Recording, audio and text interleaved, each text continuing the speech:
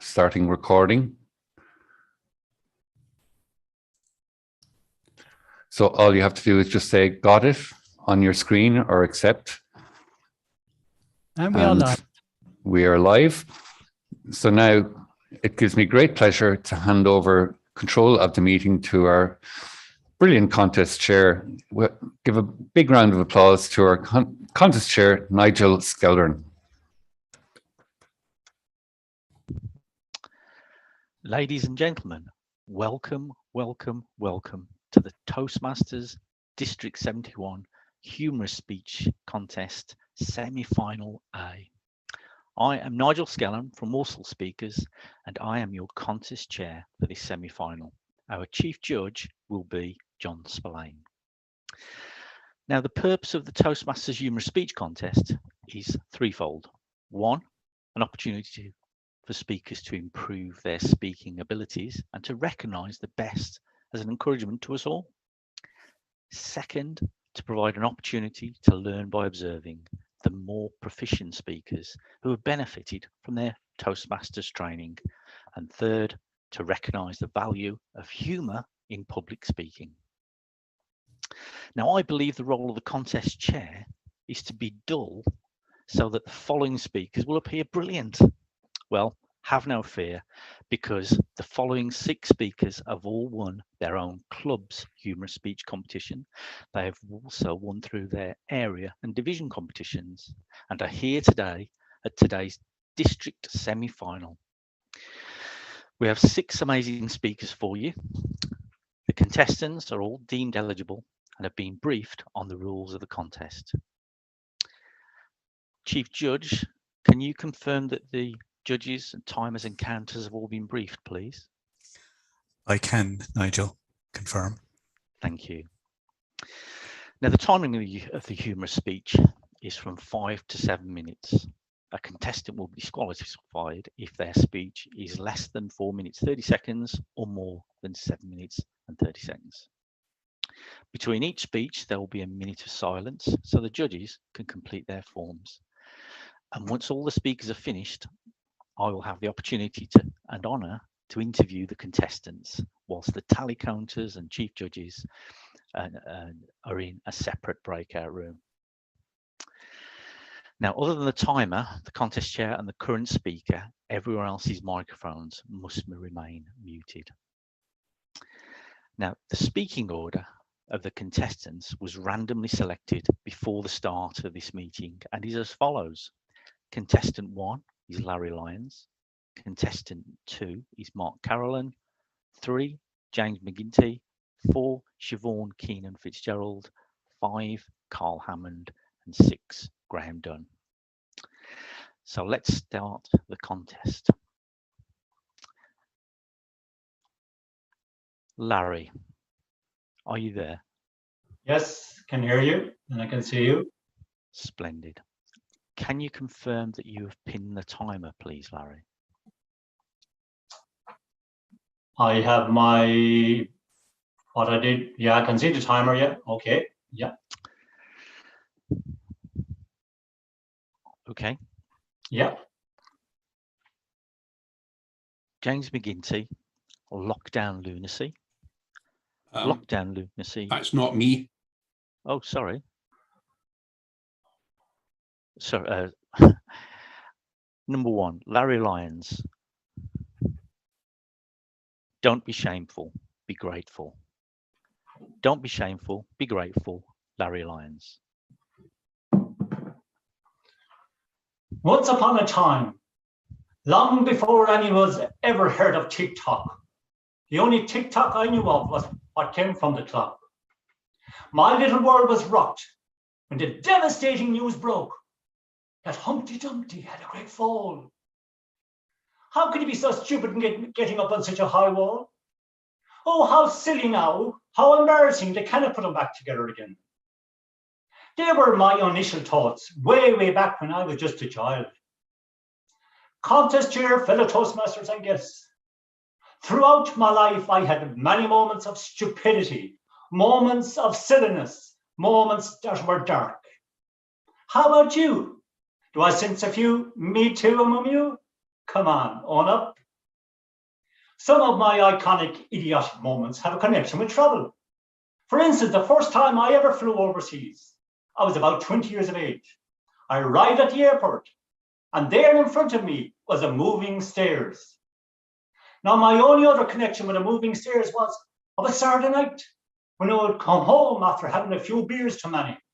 And as I would zigzag my way up the stairs, trying to grab onto the banister, I always maintained that the bleeding stairs was moving.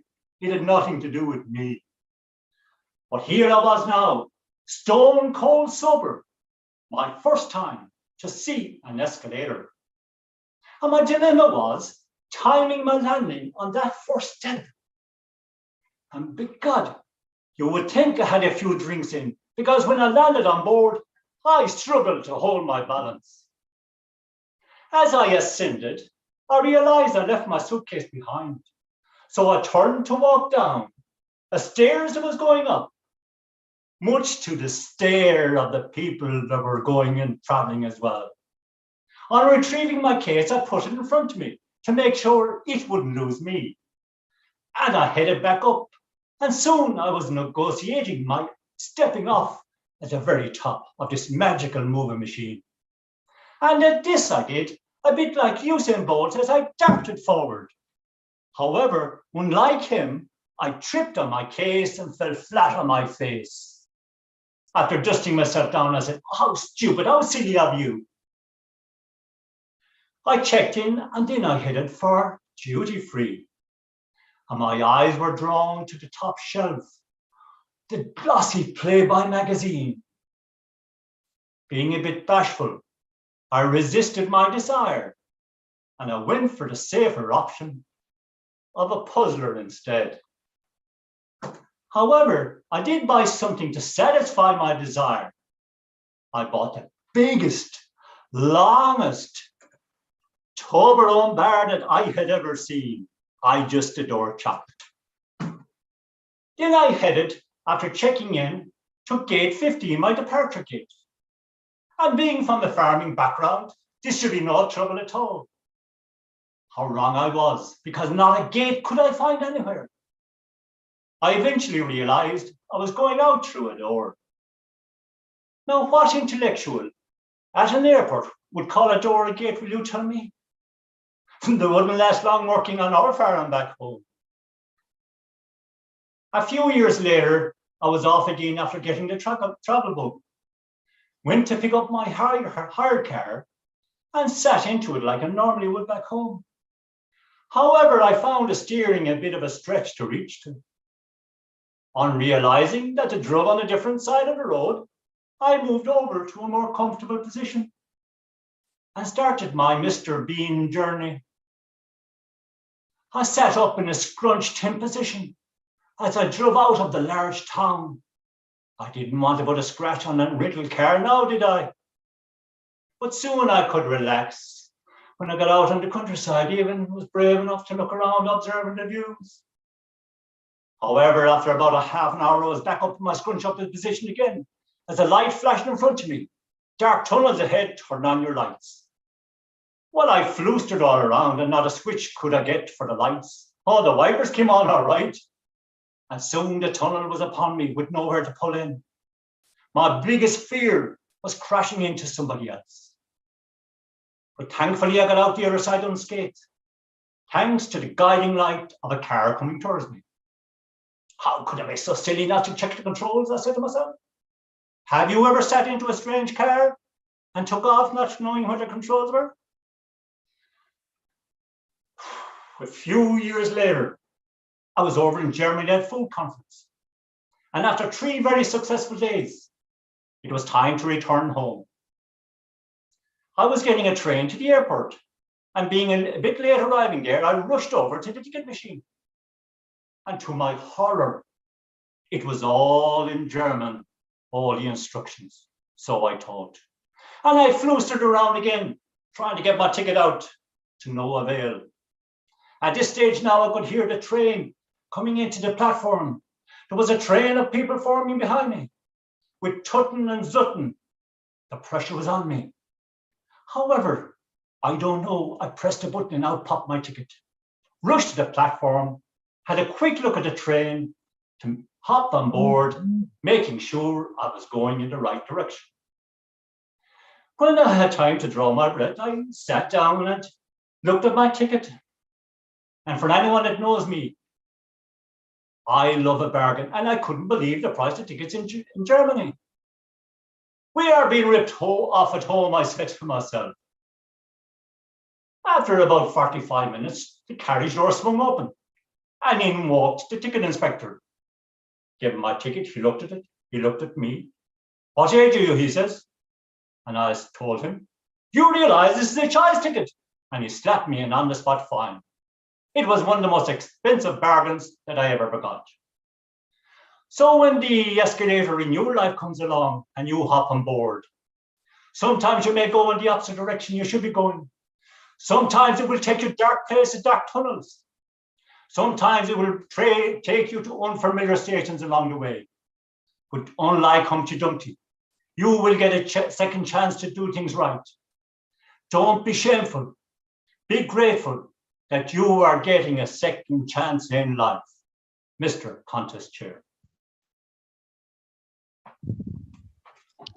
We will now have a minute silence so that the judges can fill out their ballots.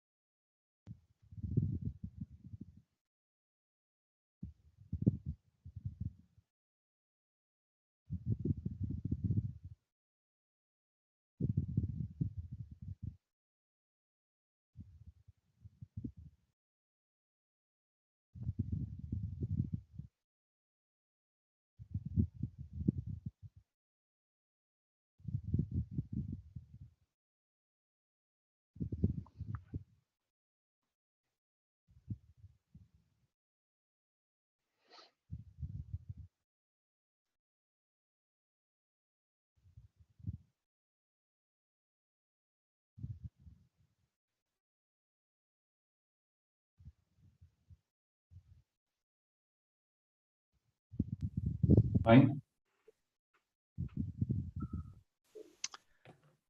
Okay, Mark, can you hear me? Indeed, yeah. And can you confirm that you've pinned the timekeeper, please? Yes, I see the timekeeper there. Splendid. I would now like to introduce contestant number 2, Mark Carolyn. Why am I here? Why am I here? Mark Carolyn. Why am I here? This is one of the great questions that has troubled mankind since the very dawn of time. And something I will attempt to answer in between 5 and 7 minutes today. I am here initially because of one of the greatest words in the English language. Default. Default can be defined as a decision arrived at, usually automatically, due to the lack of a viable alternative. When this competition first began in my Toastmasters club, nobody else decided to compete against this behemoth of public speaking, who had only been a Toastmaster for 3 months. And therefore, I arrived at the semi-final stage due to the lack of a viable alternative. And my journey began. But that's not really going to get to the nub of a why am I here question. Because that's a much more existential question that requires to look into the philosophies and the religions of our times. And in particular, the philosophies and religions I have adopted throughout my life. Growing up in rural Ireland, I was steeped in Catholicism. And when I say steeped, I had an uncle, a priest. If someone received a letter, there was a mass before the envelope was opened. I recall a little too vividly, as a young fella, 16, going out to the pub, oh, actually 18, the legal age, 18, going out to the pub, hit the nightclub, fail miserably to find a girl, struggle miserably to find a lift home, and eventually I'd arrive home at maybe 5 or 6 in the morning, shattered. I'd lie down the bed, head hit the pillow, asleep. Until, Mark, I'd be shook awake. What? Mass! Oh, not mass! I'd struggle out of bed, slip on some clothes, shuffle up to my sitting room. Zombie-like. There's my family, cousins, neighbours, and my uncle saying mass. Now, I challenge the class of hangovers you've ever had. If you had to go through a penance like that every Sunday morning. Well, although I've drifted quite a distance from that Christian upbringing, if on those last days I arrive at the gate, the early bouncer, St. Peter, comes out with his, "Your name's not down, you're not getting in, mate." I'm going to challenge him. Listen up, Pete. I think I've suffered enough. Let me in. What that really tells me, though, is I'm not here for my sins. So why am I here? Well, maybe I should take a look at the hedonism I adopted as a religion in my 20s. When I say as a religion, I became a fundamental hedonist. If you could go fast, I was going faster. If you could go hard, I was going harder. I mean, if you went to Tenerife, I was going to 11 Tenerife. And although this was a great time, full of amazing, extraordinary experiences, I really wish I could remember some of them. However, I did learn 2 things. Number 1, despite the fact that I can't remember much of it, I am forever grateful that there were no camera phones to document it. Number 2, I learned back then that I will do anything for a cheap laugh. So maybe that's why I'm here. But really, my ego wanted to be more. And it should be a deeper question than that. So I looked at the Buddhism I had a sojourn through in my 30s, when I wanted to be one with everything. One of the main tenets of Buddhism is the idea that we will reach enlightenment by learning from the mistakes of our past lives. Now, I've done the maths on that. It's not pretty. It's going to take me millions of years. I'd have to outlast the sun. But I did join Toastmasters to learn from the mistakes of my past speeches. But when I say mistakes, I used to wave my arms in the air like I was an air traffic controller trying to swat a fly. Or I would shuffle about, nervous, panicky, foreboding doom, like an Englishman facing a penalty shootout. Worse still, as I talked, I got nervous. As I got nervous, I get faster. As I got more talking, more nervous, more faster, soon no one could understand a single word that I was beginning to say. So I joined Toastmasters. And I fell in love with Toastmasters. I love the personality in the speeches. I love the evaluation and that Toastmasters sandwich, that even though there's a pile of criticisms in there, it made you feel not so bad about how bad you really are. I love the chance to slip that sesquipedalian word of the day into the conversation. And my favourite thing is always speaking 2 minutes of utter nonsense off the top of my head at a table topic. So you see, I'm beginning to get to the nub of it now. Beginning to come to really why I'm here. I am here, first of all, by default, go default. Second of all, because clearly, as evidenced, I will do anything for a cheap laugh.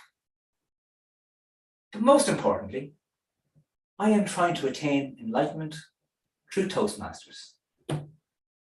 Namaste. Mr. Toastmaster, Mr. Contest Chair. We will now have 1 minute silence for the judges to fill out their ballots.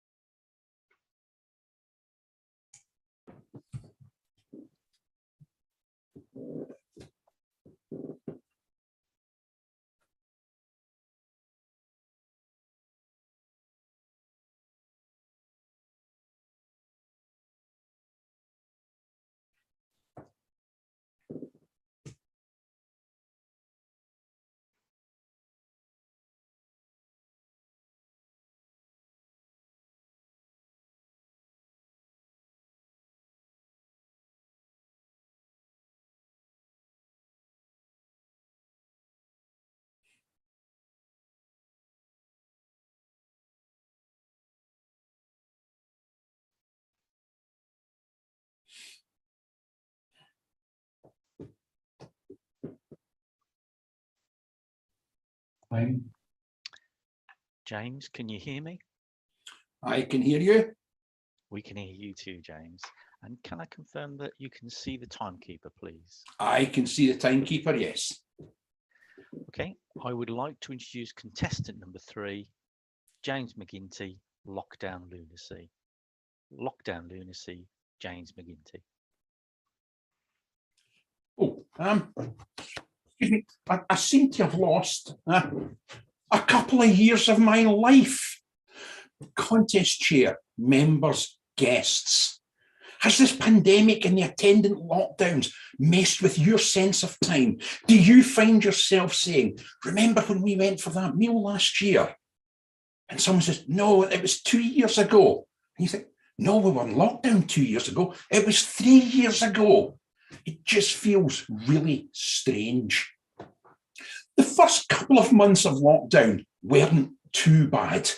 Like any other self-employed person who had just watched £20,000 worth of work drain out of his diary, no sense of bitterness there, I just lay on the couch, watched Netflix, drank coffee and ate biscuits till I looked like a beached whale. I decided I had to go on a diet. And that was a lot easier than I expected, because when I got to the shops, I discovered that all the exciting and tasty, and therefore fattening foods, had been hoarded by other shoppers. I was left with the stuff that looked and tasted like cardboard. And I soon got fed up of my lunch of cold meat between crackers. So I thought I'd spice it up a little bit. And I put copious amounts of mustard in one of them and spun the plate so that I didn't know which was which. A sort of Russian roulette with corned beef and mustard. But that shopping experience was dreadful. People had no idea what 2 meters social distancing actually looked like. And I had to take issue with one guy who was feeling all the fruit and veg to check to see whether it was ripe. And he said, "It's okay, I'm wearing gloves."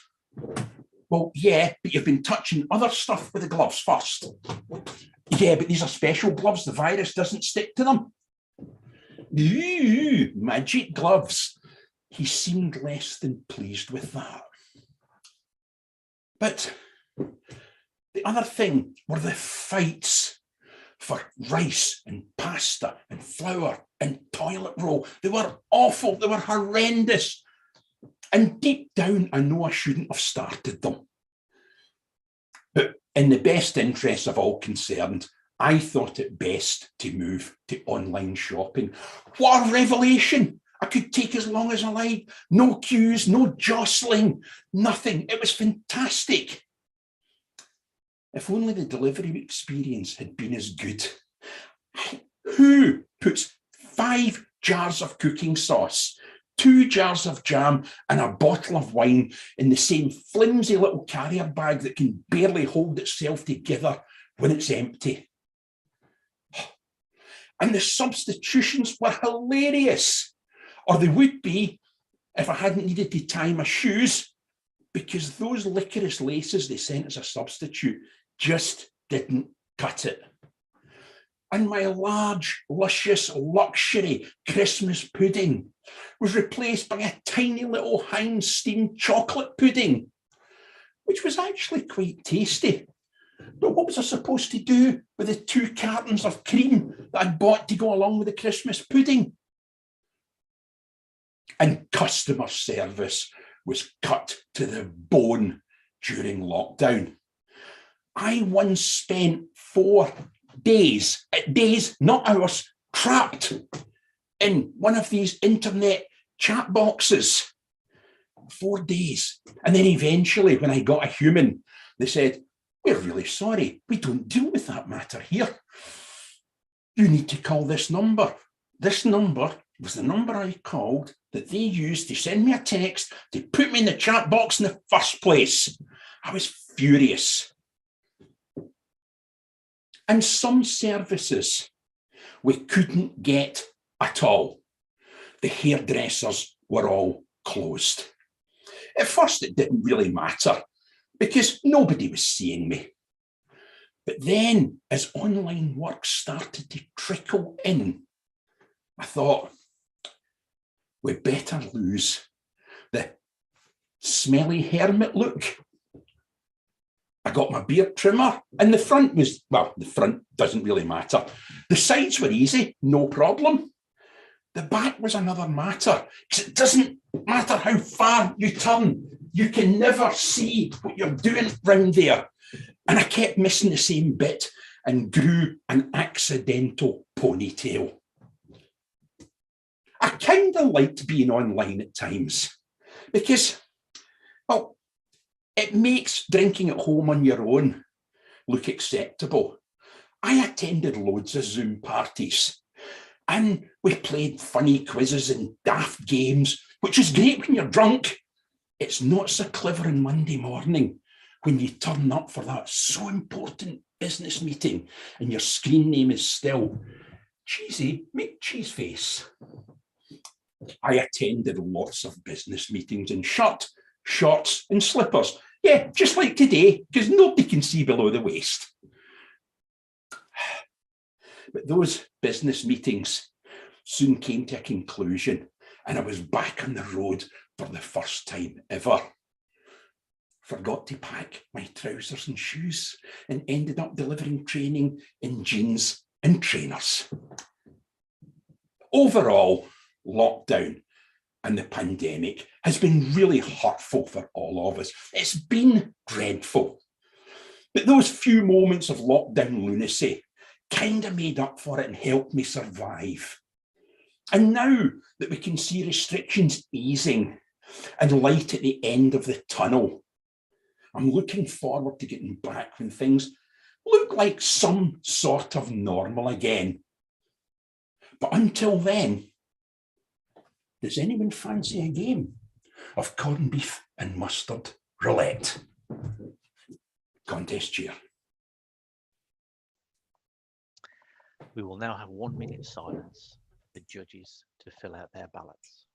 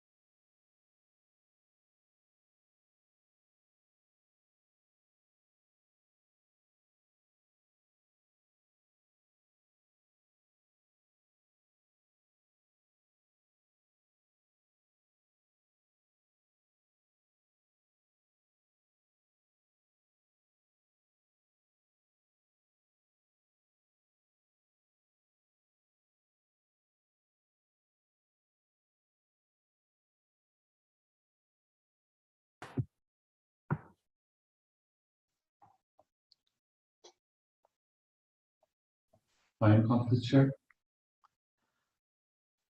Can we see and hear each other, Siobhan? I can hear you, Nigel. Can you hear me? I can. And Super. can you see the timer, Siobhan? I can indeed, yes. Thank you. I would now like to introduce contestant number 4, Siobhan Keenan-Fitzgerald, A Speech About Nothing. A Speech About Nothing, Siobhan Keenan-Fitzgerald. They say that everybody can talk about something. But I think it takes real courage to talk about nothing. Contest chair, friends, a few months ago in my classroom, when I was teaching something I thought was really important, my attention was drawn to one student, Jimmy, at the back of the class.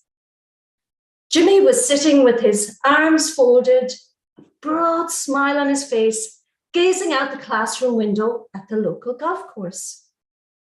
Jimmy, I said, what are you doing? Nothing, miss. I'm doing nothing.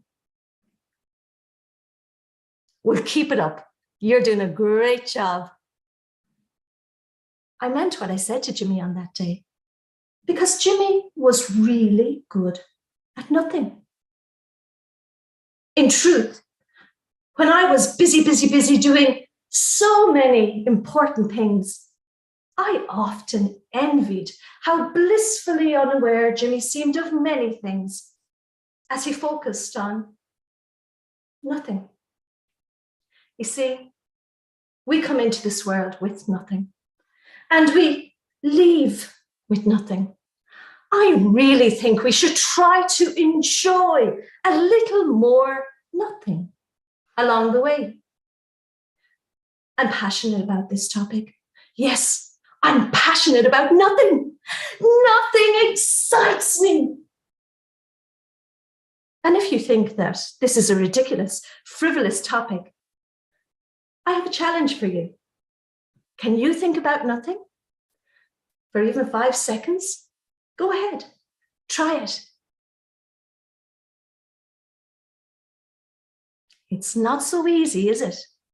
So as Oscar Wilde declared, today I have to talk about nothing. It's the only thing I know anything about.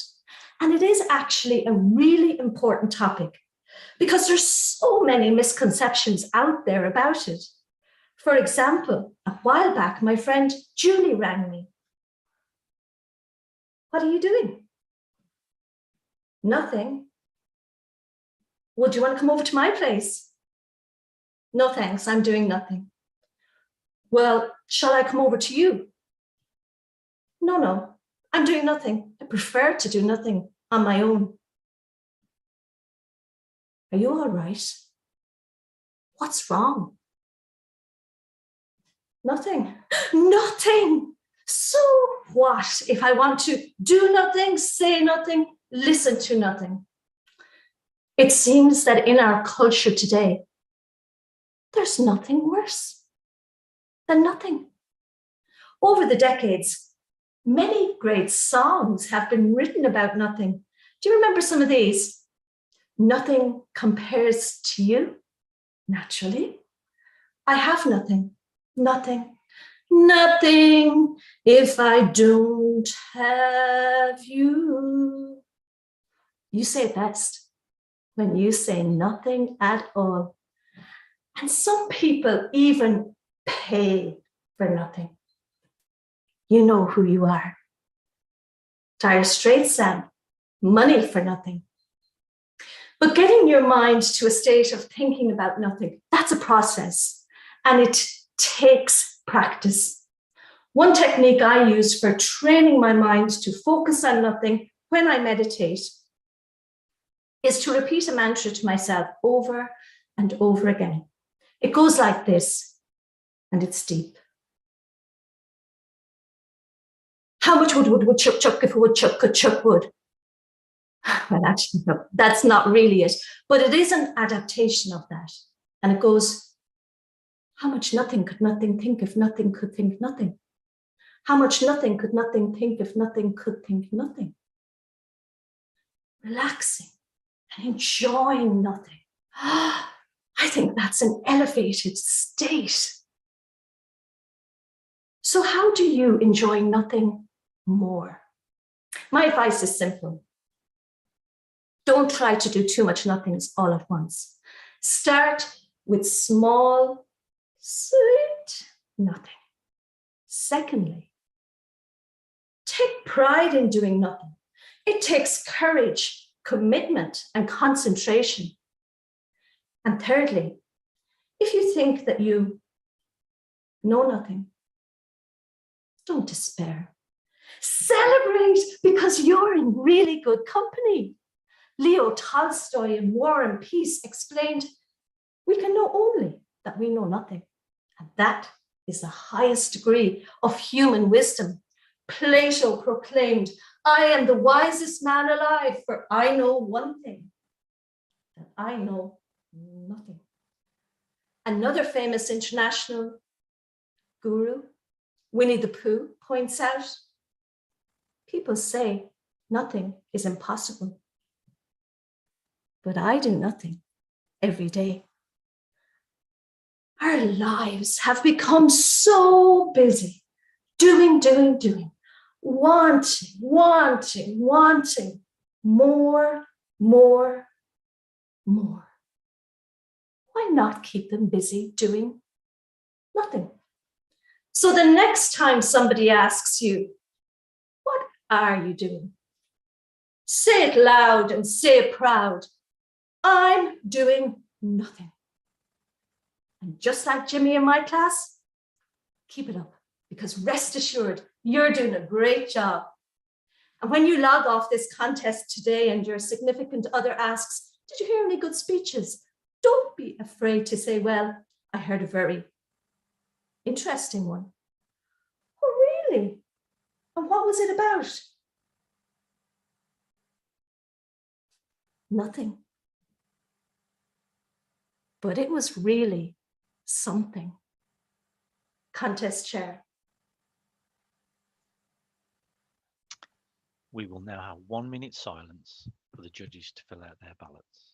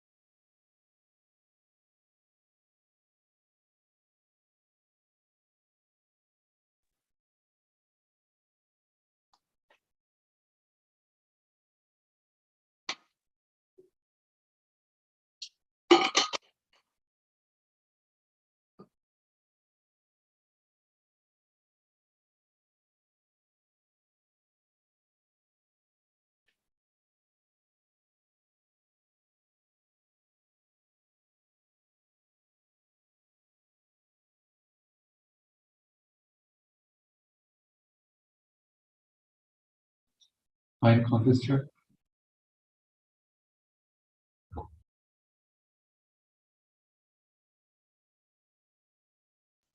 Hello, Carl. Can you see and hear me? Good afternoon, Nigel. I can see and hear you clearly. I hope you can see and hear me too. Yes. And can I confirm that you can see the timer? I can indeed see the timer. Splendid. I would now like to introduce contestant number 5, Karl Hammond. Go to the gym, they said. Go to the gym, they said. Karl Hammond. Go to the gym, they said. It would be fun, they said. Well, they're liars. Liars. Ugh. Contest chair, friends. You're probably asking yourself, how did I get in this situation? Well, to answer that question, I have to take you back in time, and you're not going to like it, to the year 2020. No! No, Carl, why are you taking us back to that year? Why? Picture the scene. It's March, it's 2020.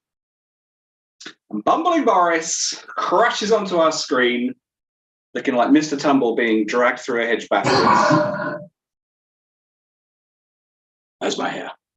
People, I must give you one simple, clear instruction. Stay at home, people. But go out because you need some exercise, so you can go out once a day. That's fine. But also stay at home. Is that clear? About as clear as mud, Bojo. I do need to get some exercise, though. He has got a point. And I know what I can do. I can go running. I'm going to get out there. I'm going to start running. One problem with that, when I went out there, everybody else had the same idea. It was a nightmare. Ugh. Then my partner said to me, maybe we should try the gym. That's a good one. Oh, you're being serious? I nearly fell off my chair. She does have a point, though. And this could be an exhilarating experience for me. Unfortunately, it was to turn out to be an excruciating embarrassment. Oh. But anyway, never want to turn down an opportunity. I got dressed and I headed off to my local gym. Now, when I got there and I saw the gymmers gymming? Is it gymming? Maybe. I realized my first huge mistake as I looked down at my outfit that I'd chosen and realized I was about 40 years out of date. Well, there's no going back now. And I step into the futuristic looking booth that takes me through to the gym, and the door opens with a and I step in and I think, well, gotta get on with it. I've come this far. I can't turn back now. I owe it to myself. Let's do this. One more thing. Okay, we're ready. We're ready. I step into the unfamiliar environment. The first thing that hits me, and I notice, is the stale smell of sweat. Ugh. It reminds me a little bit of a packet of cheese and onion crisps, but not in a good way. I can almost taste it. The next thing I hear is the clanging of equipment. Clang, clang. And the blood-curdling screams of people working out. Doesn't sound like it. Oh, God, make it stop, please. They do say no pain, no gain. Then I start to spot some of the gym goers. I look across and I see the macho men walking around. Yeah, we all know them, don't we? I'm not one. And I dub them the human coat hangers. Why? Because that's what they walk around like the coat hangers are left in them. Walking around looking quite intimidating. Well, they would be, but the only people they're interested in is a reflection in the mirror. Phew! Then, I was pounced on by the resident personal trainer, who I dub Foghorn Felicity, the fitness fanatic. She has an unhealthy obsession for 90s dance music and a voice that can break glass and bones, probably mine. 60 seconds! And then on her, what? What? The horrendous 90s dance music starts. 60 seconds! 60 seconds until what exactly? Is this some sort of intense game of hide and seek? You, Lycra boy, what are you doing? Working out. Working out how to get out of here. Give me 50 right now. 50 what? 50 pounds? Oh, we've got a joker, have we? Right, 50 squats now. Okay, we do this. 1, 2, and 3. This is quite easy. Easy? Right. And to that, she hands me a barbell. And now I find, ladies and gentlemen, it's not so easy. 1,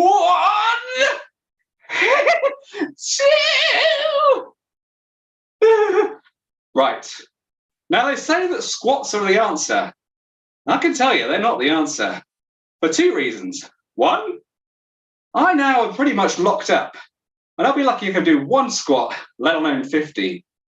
2, and probably the most pressing, well, you see, the outfit I've chosen, it's seen better days, and I can start to feel the seam of the fabric in my shorts ripping under the weight. Oh my God! What are we gonna do now? Just breathe. It'll be okay. What do I do? What do I do? What do I do? And then I feel the gentle breeze. That's kind of nice, actually. And with that, the weight's taken off me.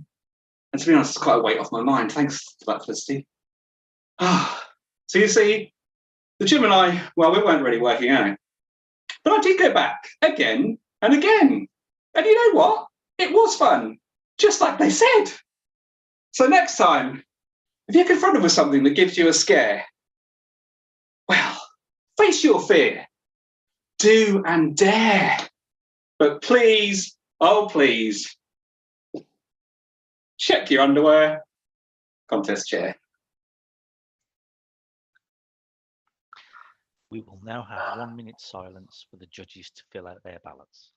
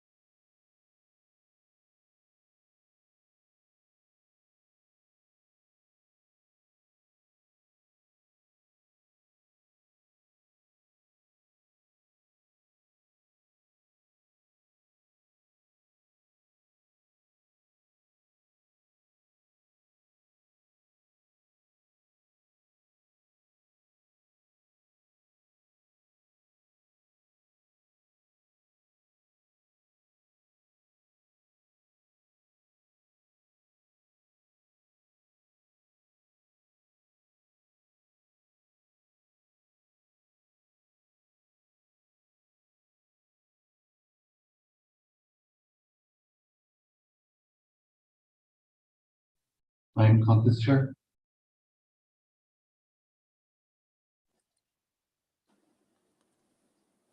Are you there, Graham? I am here, contest chair. Great. You can see and hear me. Can you confirm that you can see the timekeeper? I can confirm that I can see the timekeeper. Splendid. I would now like to introduce contestant number 6, Graham Dunn, from Fright to Delight. From Fright to Delight, Graham Dunn. It was the 24th of October, 2020, exactly 1 week before Halloween, and I got the fright of my life. Contest chair, fellow Toastmasters, apologies for that. And if you think you just got a scare, let me tell you what happened to me. Myself and my much better half, Kira, were sitting down watching a terrible movie starring James Corden. Now, are there any other types of movies with James in them? And the answer is no. And that is one way to polarise a Zoom grain. Whilst I was gobbling down on some goodies, Kira turned to me and said, "Graham, I think I might be pregnant." When I came to eventually, Kira was removing fragments of half-chewed popcorn kernels from my trachea. I said, "You can't be pregnant. We're not even married." We decided to do 2 tests, algebra and modern history. We then thought that it might be prudent to perform a pregnancy test. Kira did her part, and it was up to me to check the result. And it read, "You're pregnant." Well, it didn't really, but I read between the lines. I'll wait. The next morning, I was out the door to do the virtual Dublin City Half Marathon. Upon my run, my head was in the clouds, daydreaming about what the future held in store for me until, where was I? That's right, in the middle of the Fairview Road. Cars honking their horns, a Deliveroo cyclist saying, "Oh, get out of the way, you imbecile." Think he was Spanish. As I continued my run, my head filled with thoughts, which makes a change. I'm 37. I'm probably too young to have a baby.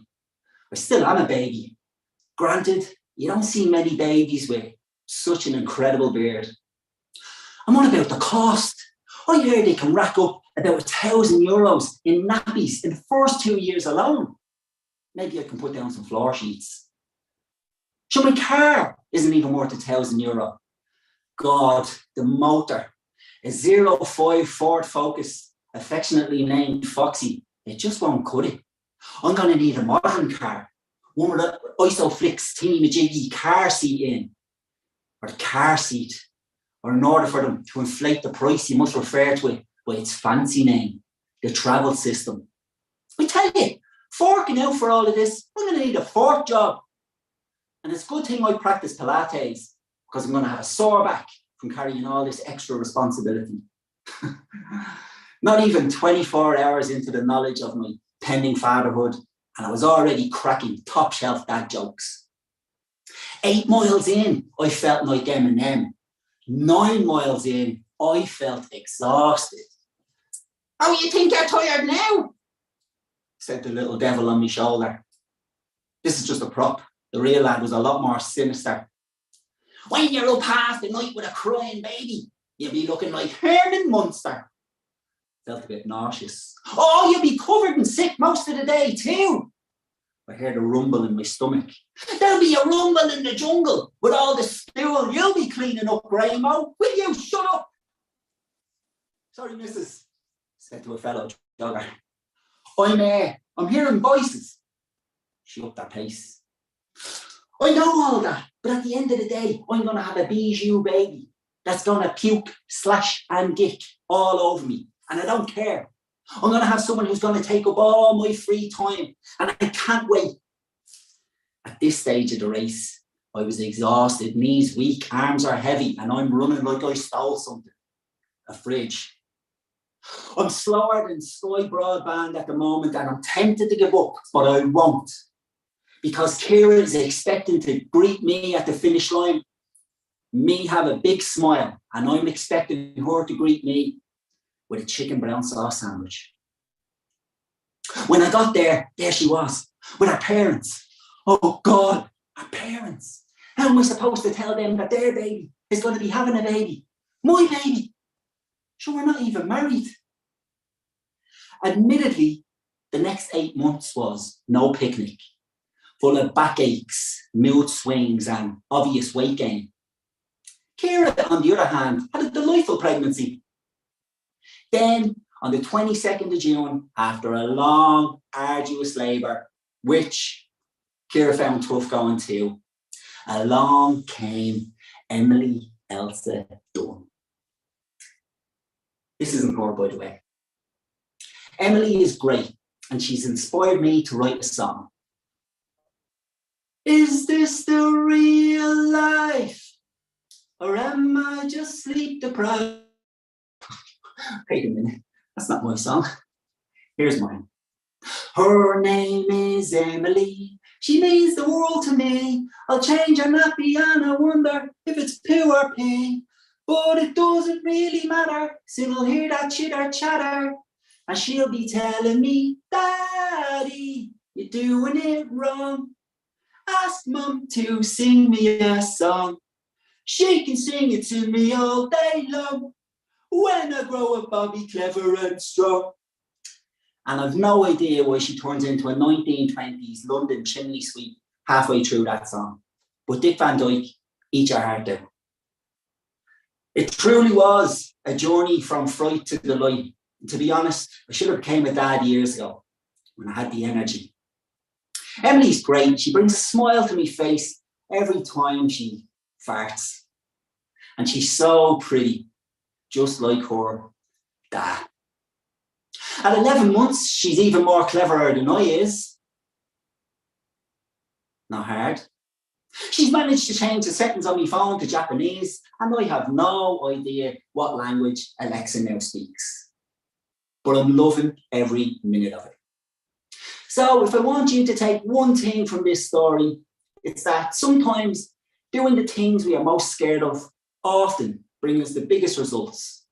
So whatever that is for you, go get after it. Contest chair.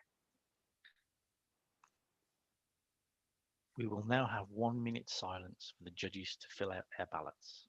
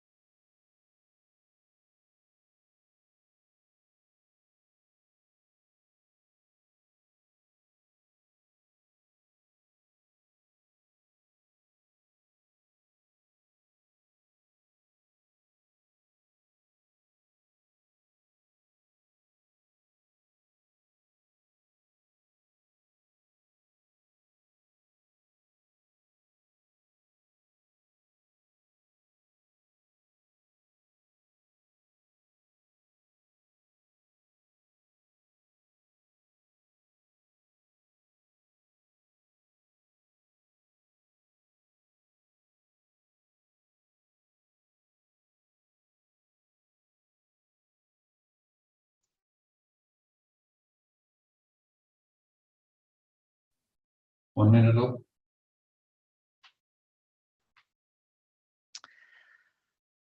The judges, counters, and timers will now move to a breakout room to consider the contestants.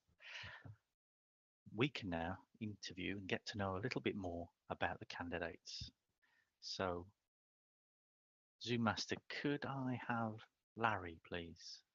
Yeah, I need the contest chair to turn on their videos in order for me to spotlight. Yeah, we have Larry there now. Hello, Larry. Hello, Mr. Contest Chair. You've done a good job there. Thank you. I'm trying. Well, which club, area, and division do you represent, and how long have you been a Toastmaster, Larry? I'm a member of Ross Gray Speakers Club and also Toastmasters for Golf Club. I'm in area 24 with my home club, Division B, and I'm in Division A with Toastmasters for Golf. And I joined Toastmasters in the year 2007. Wow, that's quite a while. Quite a while indeed, yeah. So you have your hobbies then as golf, cycling, walking, and DIY. Mm-hmm. Is that right? Which is the most favourite for you? I'd imagine golf, but not DIY. Yeah, I'm handy at DIY, even though my wife might disagree with that now, because I have a lot of projects that I may not have finished over the years. But yeah, I was out golfing this morning actually, and it was a bit like driving into the tunnel. I was in a few dark places this morning in other bushes, but it didn't go too well. But that is golf. It's a very testing game, but I like it. It's good. It's a good game to have, because especially at my age now, have a sport to play. Yeah. But I enjoy walking as well. I like the outdoors really, because I spend a lot of my time at work indoors. So I try and avail of the outdoors as much as I can. Okay, and what gives you the greatest sense of achievement, Larry? Challenges, especially, and I find that with golf, like there's days there and you go out and you play it bad. And I always say to myself, right, the next day I'm going to improve my score. And I love a challenge, and I love a bit of competition, and that's why I'm probably in this humorous speech, and maybe I like a bit of competition. I think competition is good to improve yourself. If you don't compete at competition level, you will not improve. That is my philosophy, really. Yeah, and where did the inspiration for your speech come from? Well, indeed, I have many embarrassing moments in my life, and there's none of us that escape, really. And I don't know where it came out of, but it just flowed. When I start writing a speech, and sometimes I mightn't have too many ideas in my head, but once the pen reaches my hand, it's amazing what comes into it. And I keep writing and writing and writing, and then I do a bit of editing, and crazy stuff comes in, especially late at night when I might be lying in bed, and I'll be writing a lot of the time when my mind is free. Okay, thank you very much, Larry. Thank you. Mark, Carolyn. I can see you, Mark. Hey, Nigel. Okay, Mark, which club are you from? Which area, which division do you represent? And how long have you been a Toastmaster? Yeah, well, despite my accent, I am actually a member of Unmute Yourself Toastmasters out of Edinburgh. And even though I'm actually living in Ireland as well, but Unmute Yourself is an online Toastmasters club. I'm a member of them since May of last year, actually. Just over a year. 1st of May of last year is when I joined. Ah, right. And I must admit, something piqued me interest about your hobbies, because it was chocolate biscuit cake. Can you elaborate on that, please? Because I often remember, because you end up filling out a lot of those forms. I can never remember what I put out in each one. Yes. In fact, a lot of my early speeches that I did in my Toastmasters club, I managed to sneak a chocolate biscuit cake into the speech somewhere. I often joke with my wife that had I met a chocolate biscuit cake before her, I would have married it first. My love of chocolate biscuit cake goes so deep. In fact, my wonderful sister-in-law made me one for my 40th birthday. It's huge, massive chocolate biscuit cake. And now on the night itself, I let people have a little bit, but there's a good 3/4 of the cake left. And that was my breakfast, lunch, and dinner for the rest of the week. No, I'm a little bit proud, but also not very proud of that time. One of your hobbies is reading. So Yes. I'm in a book club, so I'm curious to know what has been your most recent favourite book? Oh, Jesus, that's a great question. That's a great question. I haven't been reading as much as I'd love lately. I would tend to a bit of a nerd. My wife calls me a literature nerd, and I would be a bit like that. I'd be reading more artsy books and literature stuff.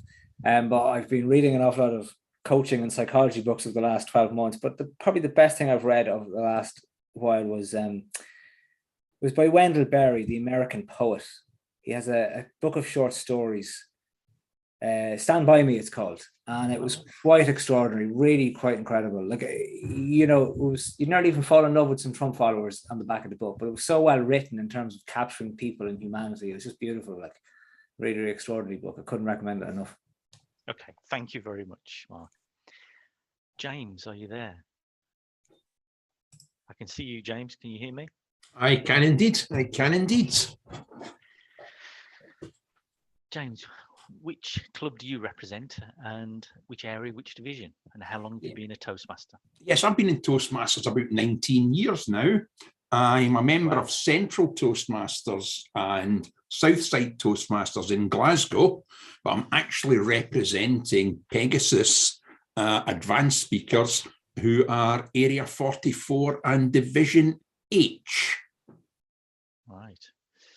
Okay. And in your hobbies, you put down hill walking, reading, and amateur radio. Yes. So it's the amateur radio that piqued my interest. What goes on there? Not an awful lot at the moment because I'm living in a flat. And if you start transmitting from a flat, it does tend to get into the electrical wiring of the rest of the building. But yeah, you know, I'm like Mark, I'm a geek. I've been a geek all of my life. And amateur radio is one of a very few hobbies that you actually have to pass an exam to be allowed to do it. So you have to pass exams, and then you can talk to anyone anywhere in the world, which you can do online, of course.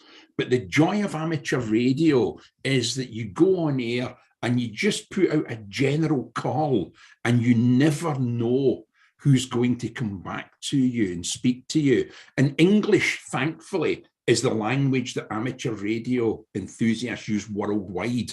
So we've got an advantage there. And yeah, I've spoken to people all over the world, and including someone between shifts on an oil tanker coming across the South Atlantic. Wow. Yeah.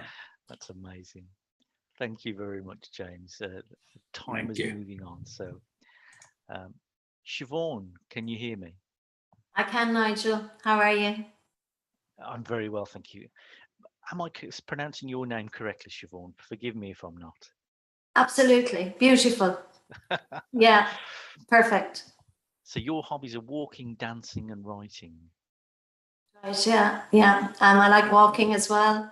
I find it gives me great chance to kind of go through ideas, concerns, worries, all of that kind of stuff in my head. I don't do brisk walking. I just like to walk in the countryside and take in the scenery. And dancing, I'm passionate about dancing. I would love to a dream is to be on Strictly Come Dancing. But I've never taken lessons. But I just love watching it. I'd love the chance to try it out, but I think you have to be a celebrity, so I'm not there yet. Not yet. And can you tell us about your favorite quote? Yeah, it's a long one, isn't it? Can you help me with it? Yeah, sure. Only as high as I reach can I go. That's yes, it. That was it. Yes. Yeah, and I could have left it at that, but I like the lines that come after as well. So it's only I can't remember it exactly, but only as high as I reach can I grow. Go. Only as fair as I seek can I go. Yeah. Only as deep as I look can I see. Only as much as I dream can I be. Well, that was a beautiful quote. I love it, and I love it for many reasons. I love it for myself personally. I love it as a motto kind of for my life, but I think it's very important as a teacher in education as well to be able to pass on that kind of philosophy to your students and to have expectations of them and to be able to kind of create a vision or an image for where you want them to go, because I teach in a disadvantaged school. So sometimes I find it's the students' own expectations or their parents that are quite low, and you have to help them see something else. Right. Well, we've run out of time, so thank you very much. You're welcome. Thank you. Karl, can you hear me? Hello, Nigel. Hello, Karl. How are you? I'm very well, thanks. Yourself? I'm good. We're getting towards the end for my session, so that's good. You did a great job. Put down your, first question, which club, which area, which division, and how long have you been a Toastmaster? So my club is Durham Articulate Speakers Club in Norwich. Well, not sorry, Norwich, not there's a Norwich club. In Norfolk, shall I say. It's in Area 25. And I've been a member since 2004, so that's 18 years. Wow. Yeah. Okay. It's a great club. And you've got your hobbies as gym, which you've obviously was the subject of your speech, and yes. Cartooning. And I was curious about cartooning. What do you mean by that? Really, doodling. I think I was always very passionate about art in school. It was probably the one subject I really wanted to follow, and I followed a different career path, but I do get a chance to dabble occasionally when I design PowerPoints for our training, for example. But the opportunity to draw normally comes from requests now from family members like my little nephew, and it gets more and more crazy every year now for Christmas or birthday. Can you draw Carl Godzilla jumping from a building? He knows that he wants to challenge me now. It will be more than one character, and I'll be like, okay, challenge accepted. Because when I get into it and I make time for it, and I really must make more. It's so therapeutic. It's so nice to enjoy that, and to see, look on his face, and he gets into it as well now himself. So I'll never not enjoy doing that. And you have a very interesting car, Karl. Yes, I do. Yes, most people probably know it because I go on about it enough. But I own a DeLorean DMC-12, which is a car made famous in the Back to the Future films. And very quickly, funny story, this morning would have been a local meet. And I didn't take my car because it would have been far too stressful knowing I had this competition this afternoon. So it's normally enjoyable, but it's also very stressful because it's a very old car and can be slightly unreliable, but it always brings a smile to people's faces. Thank you very much, Karl. We're out of time, so I'm going to move on to Graham. Hello, Nigel. You can hear me. Great. I can hear you. So first of all, same question. Which club do you represent? Which area, which division? And how long have you been Toastmaster? Okay. Yeah. First of all, well done today. Great job. I am a member of 2 Toastmaster clubs. The club I'm representing today is IFSC Toastmasters, based in Dublin City, and we're in Division J, but I'm also a member of Fingal Toastmasters, both in Dublin. And Fingal was my first club. I joined there. Oh, you see, I had a false start at Toastmasters. I came, I didn't open my mouth, I left, and then I came back under duress. My best friend was getting married, but the good thing is I knew where I could go to get help with a speech, and I went back to Fingal and then eventually joined IFSC a couple of years later. Right. So as your hobbies, Graham, you've put down football, writing and comedy. So do you play football? I don't play football. I hung up the boots about 10 years ago. I can't afford an injury. I really enjoy watching it. I'm an Arsenal fan, but I enjoy Toastmasters more because Arsenal are currently beating Leeds 2-0, I think, and I'm not sacrificing it. I am prioritising Toastmasters over football. And the writing and comedy, do you write comedy or are they separate? Yeah. No, I've done a small bit of stand-up.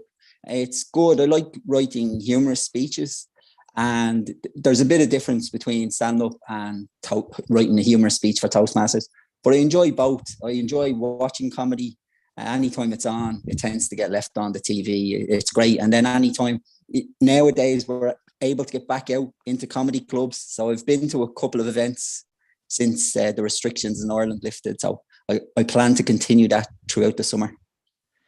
And I was interested in your favourite quote, Carl. Graham, do you remember what you said?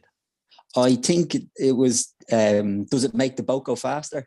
Yeah, I didn't know what that meant. Where's that come from? It's kind of a mantra. I heard it on a podcast by a guy called Dr. Brian. He's a Dublin lad, but there was a rowing team. I think it was Great Britain rowing team a good few years ago. But everything they did, they asked, does it make the boat go faster? So I just think you can apply it to anything you're trying to achieve in your life. You know, does this action make the boat go faster? And if it does, continue. If it doesn't, possibly do something else. Great. Thank you very much, Graham. Thanks, Nigel. Okay, I can confirm that the results are in. But before I mention the results, I'd just like to thank a few people. So the Zoom masters, chief judge, the judges, the counters, the timers, all the organisers who worked really hard to make sure this contest happened. So a big thank you to everybody that's made sure this contest has come to fruition. Now, I've just had my results in, and in no particular order, the people who will be representing the or will be going forward to the final next week are Karl Hammond, James McGinty, and Siobhan Fitzgerald. Could they turn on their cameras and we would spotlight them, please?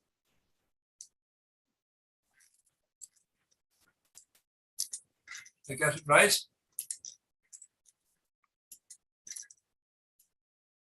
Siobhan, and the third was Carl. Karl Hammond, James McGinty, Siobhan Fitzgerald. Well done, folks. Yeah, congratulations, everybody. Well done, well done. Well done to all the participants. It was a Well done. fantastic humorous speech competition. I really enjoyed it.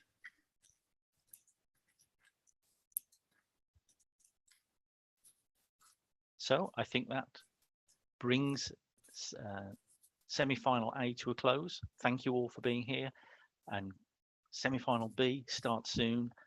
Be there or be square. Looking forward to it.